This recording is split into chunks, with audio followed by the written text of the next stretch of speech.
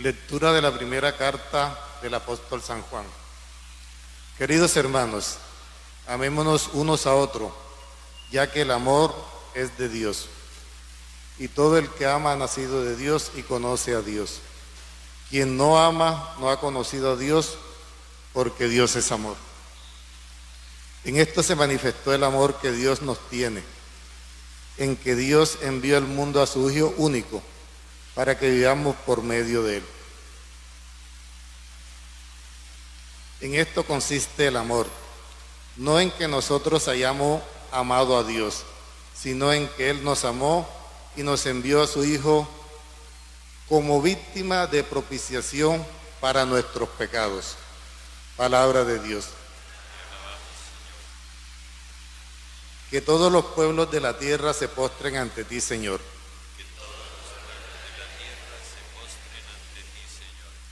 Dios mío, confía tu juicio al Rey, tu justicia al Hijo de Reyes, para que rija a tu pueblo con justicia, a tus humildes con rectitud. Que todos los pueblos de la tierra se postren ante ti, Señor. Que los montes traigan paz y los collados justicia. Que Él defienda a los humildes del pueblo, socorra a los hijos del pobre.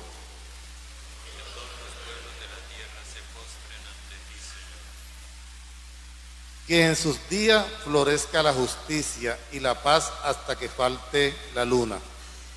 Que domine de mar a mar, del gran río al confín de la tierra. Que todos los pueblos de la tierra se postren ante ti, Señor. Aleluya al Señor. Aleluya. Aleluya al Señor. Aleluya. Oh Señor, que los pueblos te celebren, que los pueblos te alaben todos juntos. Aleluya al Señor. Aleluya. El Señor esté con ustedes. Y con tu espíritu. Lectura del Santo Evangelio según San Marcos. Gloria a ti, Señor. En aquel tiempo Jesús vio una multitud y le dio lástima de ellos, porque andaban como ovejas sin pastor, y se puso a enseñarles con calma. Cuando se hizo tarde, se acercaron sus discípulos a decirle: estamos en despoblado y ya es muy tarde, despídelos, que vayan a los cortijos y aldeas de alrededor y se compren de comer. Él les replicó: dadle vosotros de comer. Ellos le preguntaron: ¿vamos a ir a comprar 200 denarios de pan para darles de comer? Él les dijo: ¿cuántos panes tenéis? Id a ver. Cuando lo averiguaron, le dijeron: 5 y 2 peces. Él les mandó que hicieran recostarse a la gente sobre la hierba en grupos. Ellos se acomodaron por grupos de 100 y de 50. Y tomando los 5 panes y los 2 peces, alzó la mirada al cielo, pronunció la bendición, partió los panes y se los dio a los discípulos para que se los sirvieran. Y repartió entre todos los 2 peces. Comieron todos y se saciaron, y recogieron las sobras, 12 cestos de pan y de peces. Los que comieron eran 5,000 hombres. Palabra del Señor. Gloria a ti, Señor Jesús.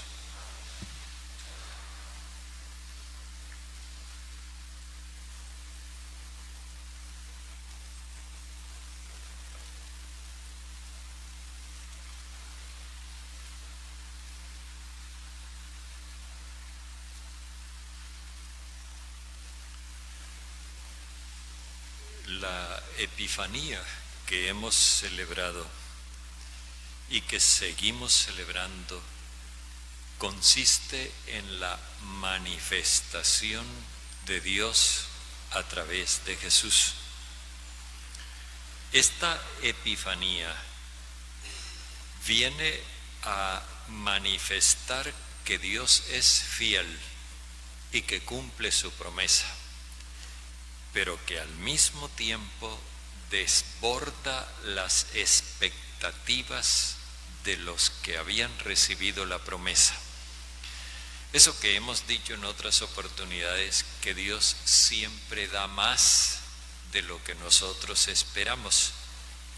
Y eso, pues, le ha causado problemas a Dios, porque por ser generoso, entonces ha habido algunos que no han visto con buenos ojos esa generosidad de Dios. Ahora, el Evangelio nos presenta esa epifanía en términos de amor, pero no de ese amor sentimental, almibarado, que nosotros estamos acostumbrados a ver o a escuchar en las canciones o a ver en las películas y en las telenovelas. Ese amor a veces como tan de corto plazo. Jesús toma nota de la condición en la que la gente se encuentra, el ir y venir de la gente. Él lo capta como una desorientación y eso lo conmueve profundamente. Y entonces, al ver que la gente está desorientada, quiere que sus discípulos miren lo que Él mira y compartan su propósito de hacer algo por esa gente. Aquí nos encontramos con una cuestión que vamos a comprobar en el relato. Dios cumple su promesa a través de personas que estén dispuestas a darse a sí mismas para garantizar el don de Dios. Es decir, Dios se da a través de un ser humano. Recuerden lo que meditábamos en la noche en la última noche del año anterior. La serpiente va a ser derrotada por un hijo de mujer. Y esto significa que cualquiera de los hijos de mujer está en capacidad de derrotar la serpiente. La serpiente, como lo hemos dicho en otras ocasiones, es el falso profeta. Ahora el autor de la primera carta, como hemos visto, lo llama el anticristo. Bueno, es el falso profeta. Ese falso profeta no va a ser derrotado por un ángel venido del cielo, ni va a ser derrotado tampoco por un ser venido de otro planeta. Va a ser derrotado por un hijo de mujer, un nacido de mujer, es decir, un ser humano. Por eso Jesús quiere asociar a sus discípulos a la solución que hay que darle al problema de la gente. Que el problema de la gente se plantea en términos de desorientación, de una búsqueda errática. Y entonces Él les dice, Él quiere hacerlos partícipes de su compasión por la gente, pero encuentra en los discípulos una actitud contraria. Los discípulos quieren desembarazarse, desentenderse de la gente. Estamos en despoblado y es muy tarde. Despídelos, que vayan a los cortijos y aldeas de alrededor y se compren de comer, que cada uno se defienda, que se recostaran, que era la postura de los hombres libres. Pero la gente no se recuesta en corros, sino que forman cuadros. Los cuadros ya implican una formación, como en fila, y en esa formación se reclama un jefe. Los discípulos no estaban inclinados a admitir la igualdad con la gente. De hecho, a ellos les parecía que esa gente era como un estorbo. La gente tampoco está en capacidad de ponerse en pie de igualdad, y por eso se ponen en cuadros. Pero bueno, Jesús toma las provisiones, hace la acción de gracias, parte los panes y se los da a los discípulos para que los repartan. Aquí hay todo un gesto. Primero es la oración de acción de gracias, que no es esa acción de gracias a veces, gracias Señor porque tenemos que comer, dale los que no tienen y que nosotros también tengamos. Esas oraciones que a veces no dicen nada o dicen lo contrario de lo que vieran decir. Lo que Jesús dice es: Padre, muchas gracias por estos dones que tú creaste para nosotros.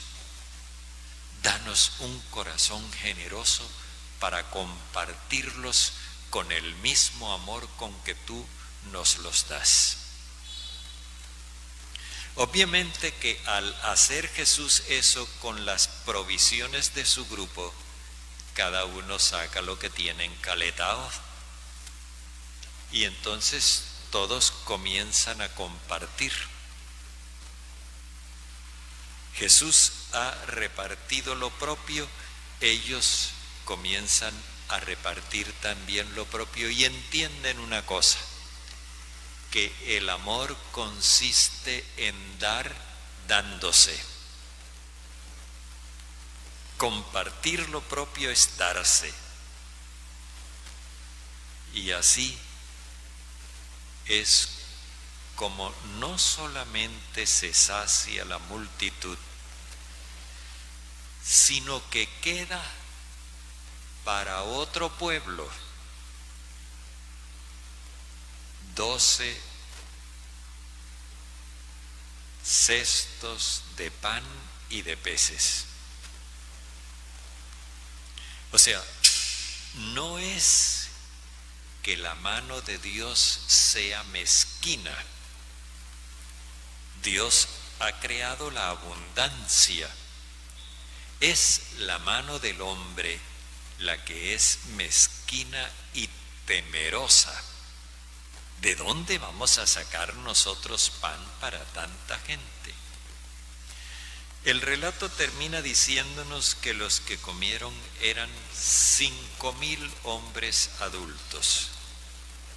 Ellos habían formado cuadros de 50. Ahora resultan 5,000.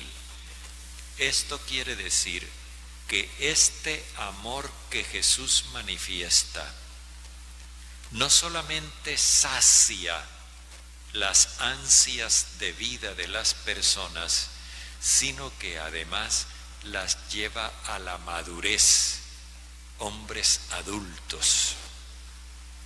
Es un amor que madura, que nos hace pasar de lo infantil a lo adulto. Esa manifestación de Jesús es la que nosotros necesitamos discernir siempre en nuestra historia.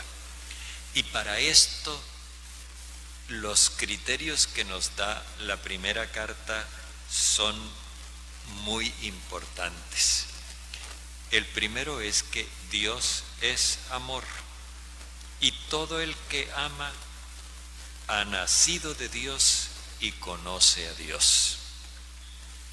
O sea, el amor no es un simple sentimentalismo allí romántico, estéril, de quedarnos en cuestiones emotivas.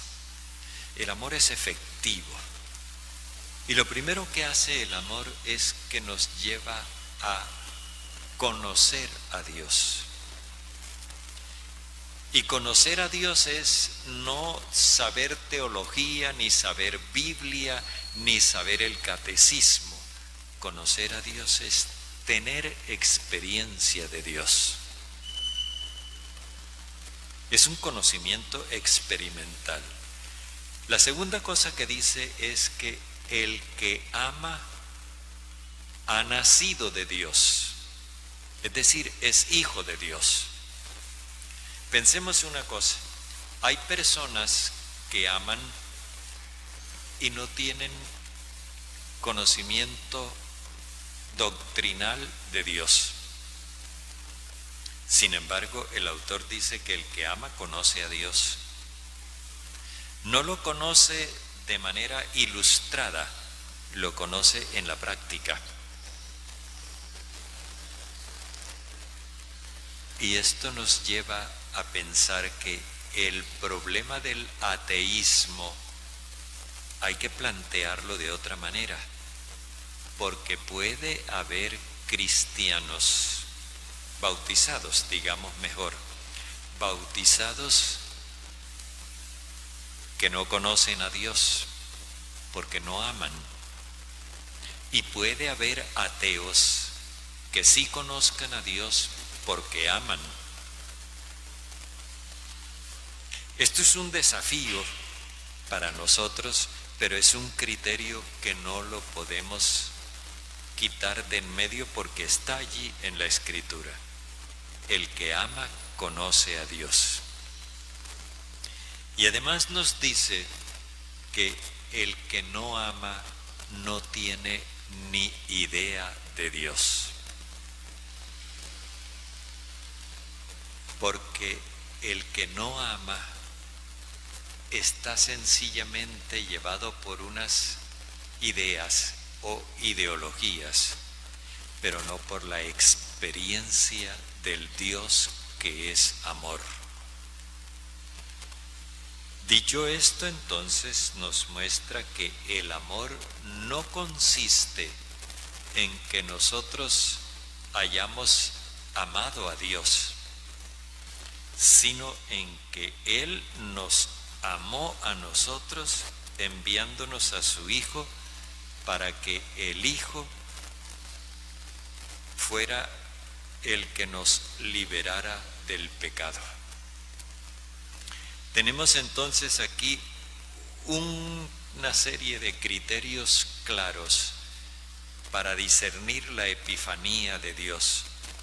A veces uno no deja de asombrarse cuando hay personas que de pronto no tienen la costumbre de ir a misa, por ejemplo, y que sin embargo cuando les tocan el corazón,